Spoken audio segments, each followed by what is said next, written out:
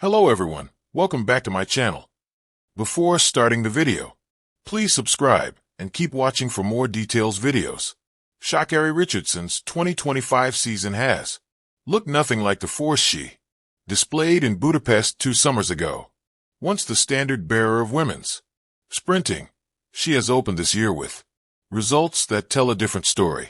Ordinary finishes, unfamiliar struggles, and times that no longer belong near the top of the global rankings. The reigning world champion in the 100 meters is barely holding pace with the middle of the Diamond League fields and less than a month from the World Championships in Tokyo. The question of whether she can rediscover her old form has grown louder with every race. Her campaign began with hesitation in May at the Golden Grand Prix in Tokyo. Running into a slight headwind, she finished fourth in 11.47 seconds, far from the brilliance of her 10.665 in Budapest 2023, the fifth fastest mark ever recorded. July offered little improvement at the Prefontaine Classic. She crossed ninth in 11.19 seconds, again burdened by a slow reaction and a lack of her usual surge. At the close, the USATF Championships at the end of the month brought a glimpse of progress with an 11.0707 in the heats, but she withdrew from the semifinals to chase the 200m. That gamble ended with disappointment. She missed the final by a hint of a second. The core of her difficulty is plain. Richardson has not won a 100-meter race all year, and her times have remained lodged in the 11-second range. Even at her sharpest 2025 outing, the Cilicia Diamond League on August 16th, she finished sixth in 11.05 seconds, while compatriot Melissa Jefferson wouldn't storm to victory in 10.66. The gulf between Richardson's current marks and her Budapest peak, or even her 10.71 from the 2024 U.S. Championships, is striking. At the Paris Olympics last year, she claimed silver in 10.87, and anchored the United States to gold in the relay. This season, she has yet to threaten that level. Much of the slide can be traced back to February. Richardson revealed in July that an injury then had delayed her training and cost her critical preparation. The uneven execution at her early races, particularly sluggish starts and unsteady transitions, reflected that lost foundation. Analysts noted that training footage showed the same deficiency.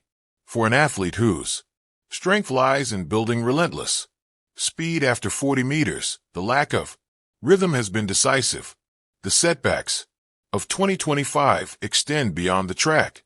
Missing the 200-meter final at the USATF Championships by a razor-thin margin underscored how quickly opportunities can vanish. For an athlete accustomed to dominating national fields, that result marked a sharp contrast to her consecutive U.S. titles in 2023 and 2024. Even so, she retains a place in Tokyo as the reigning world champion, giving her a chance to bypass qualification and start fresh in the semifinals. She has described herself as a secret weapon, suggesting that she intends to treat this year less as spectacle and more as preparation for one defining stage. Still, Richardson approaches the World Championships with uncertainty hanging over her. She has endured an unsettled season marked by modest results and the personal turbulence that has accompanied them. Moreover, amid all that is going on the track, Sha'Carri Richardson has also been battling personal turmoil. After her arrest as Christian Coleman stands by her side, Sha'Carri Richardson faces arrest fallout as Christian Coleman responds with grace. Sha'Carri Richardson's recent months have been defined less by her sprinting than by the turbulence beyond the track. The arrest at Seattle-Tacoma International Airport on domestic violence grounds brought her personal life into public view with an intensity she had not previously faced. For an athlete so often examined in the glow of performance. The scrutiny shifted sharply toward her conduct away from competition. In that environment, Richardson has attempted to reconcile her actions with a broader acknowledgement of fault, a process that has unfolded under persistent attention. Her first statement shared with the wider public centered on accountability and self-examination. Holding myself accountable, I see myself. I'm taking this time to not only see myself, but give myself a certain level of help that overall is going to reflect who I truly am in my heart and my spirit, she said, drawing a line between private reflection and public responsibility. She admitted that recent decisions had placed her in a compromised situation with somebody that I have a deep care and appreciation for as well, while thanking those who continued to support her through the period of uncertainty. The language was deliberate, conveying both contrition and an attempt to reassert her character against a backdrop of criticism. Christian Coleman, at the center of the incident, addressed the matter in more restrained terms. For me personally, I feel like it was a sucky situation all round, he remarked while adding his belief that an arrest had been unnecessary. He spoke of extending grace and mercy and love, describing the confrontation as part of human difficulty rather than an indelible mark. His steadiness has contrasted with the turbulence surrounding Richardson, whose efforts to repair both her private relationship and public reputation remain intertwined. The result is a portrait of an athlete grappling with a weight of consequence well beyond the sprinting lanes. Now, as things pan out, it is clear that the next month will determine whether she can recalibrate her career trajectory or whether 2025 will stand as the year her momentum faltered. The stadium lights had barely dimmed when the whispers began. Sha'Carri Richardson, America's brightest sprint star and boldest voice, had just suffered a crushing loss at the Diamond League, and the track world was buzzing with uncomfortable truths. For months, she had been hailed as the woman who could topple Jamaica's sprint dynasty, a symbol of revival for American track. But after this defeat, the chatter wasn't about her flamboyant nails or her fiery confidence. It was about whether the worst was yet to come. The shocking defeat. Sha'Carri had entered the race with the swagger of a reigning world champion. She was expected to hold her own, perhaps even dominate against a strong field. But when the gun fired, her start was shaky, her drive phase sluggish, and her top-end speed seemed a shadow of what it once was. By the time she crossed the line, 3 Jamaican sprinters had already celebrated, their arms raised in triumph. Sha'Carri's face told the story. Anger, disbelief, and the heavy weight of realization. The scoreboard didn't just reflect times. It reflected a truth no one wanted to speak aloud. Sha'Carri was not invincible. Fans turned restless across America. Living rooms that had erupted in cheers last summer fell eerily silent. Social media erupted and the hashtags were merciless. She's slipping. The Jamaicans own her. Maybe she peaked too early. Even among her loyal fans, worry crept in. The questions were uncomfortable. Had the world champion lost her edge? Was this a one-off stumble or a warning? A race. It's a referendum on her character, her past, and her future. After the Diamond League loss, some psychologists suggested she might be carrying the unbearable weight of expectation more than her legs can bear. The Jamaican rivalry isn't fading. The scariest truth of all, Jamaica keeps producing. Each season, another sprinter emerges, trained in the island sprint factories, carrying a legacy of dominance. Even if Sha'Carri outruns one rival, another waits in the wings. The shadow of Flojo. Comparisons to Florence Griffith Joyner Flojo have haunted Sha'Carri from the start. The nails, the style, the charisma all evoke the legend. But with those comparisons came crushing expectations. Flojo wasn't just fast. She was untouchable, dominant. In every race that mattered. Sha'Carri's loss made some pundits snap back. She's no Flojo. The truth stings, because it reveals how high the bar has been set. America doesn't just want a champion. They want a myth reborn. Her silence speaks volumes. After the loss, reporters expected Sha'Carri to fire back, with her usual bravado, perhaps throwing shade at her rivals or promising a comeback. Instead, her voice was subdued. "It wasn't my night," she said, quietly, "but I'll keep working." To some, it was maturity. To others, it was the sound of an athlete who knew the worst may not be behind her. The road gets harder. If fans thought the Diamond League loss was bad, the upcoming schedule suggests the Real tests are still ahead. Meets in Lausanne, Zurich, and Brussels will feature full-strength Jamaican squads, not to mention threats from British and African sprinters. Every race will now carry the weight of redemption or collapse. One more defeat and whispers of decline will grow into roars. America's fear. For decades, the U.S. sprint machine was untouchable. Carl Lewis, Marion Jones, Tyson Gay all wore red, white, and blue with pride.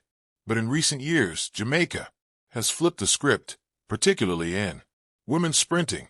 Sha'Carri was supposed to be the answer, the one who could restore American dominance. Her loss doesn't just sting her fans, it reopens a national wound.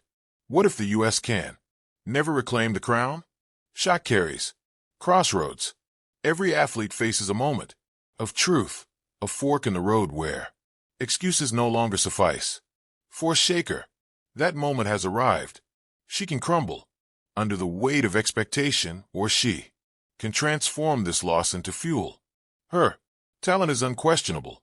Her fire is undeniable. But talent alone doesn't win races. It's discipline, strategy, and resilience. If she wants to silence the critics, she must fix her start, sharpen her focus, and treat every race as if her career depends on it, because in some ways it does. The silver lining, even in defeat, Sha'Carri holds one advantage that no Jamaican sprinter can claim. She is a global star. Her charisma, her style, her voice, she transcends the track. That visibility ensures she will never fade quietly. But star power can only carry her so far. To remain more than a celebrity, she must prove again and again that she belongs among the greatest. Conclusion. The storm ahead. The Diamond League loss was not just a race. It was a warning shot. The brutal truths are now unavoidable. Sha'Carri Richardson's weaknesses are glaring. Her rivals are relentless, and the margin for error has evaporated. Fans whisper that the worst is coming, and perhaps they're right. More defeats may lie ahead, and the pressure will only mount. But champions are not defined by how they fall. They're defined by how they rise. Sha'Carri Richardson now stands at the edge of that storm. She can either be consumed by it, or she can turn into lightning herself. And as the world watches, one thing is certain. The story of Sha'Carri is far from over.